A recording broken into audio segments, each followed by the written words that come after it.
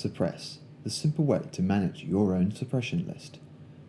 Suppressions are a list of contacts which you would never wish to send to. You can suppress email addresses, and with Email Blaster's SMS support, you can also suppress mobile numbers.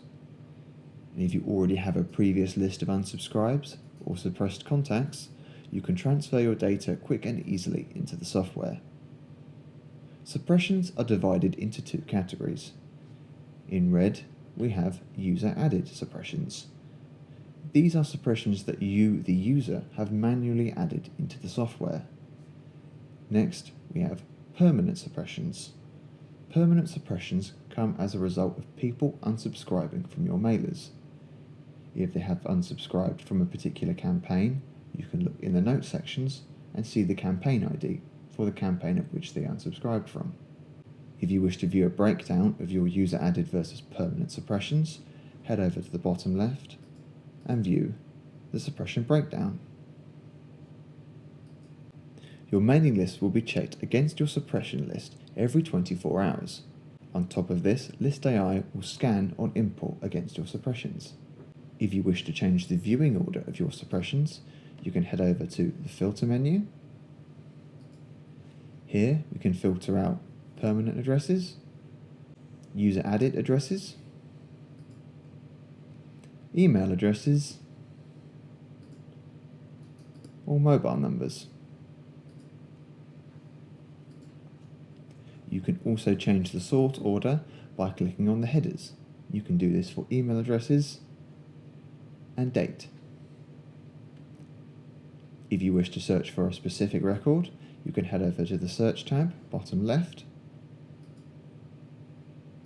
and now you can search for your record. Next, let's look at managing your suppressions.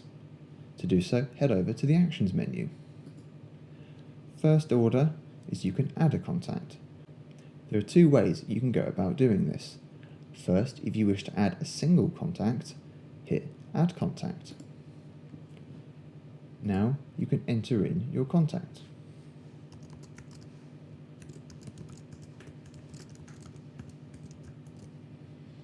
And you can also add a note.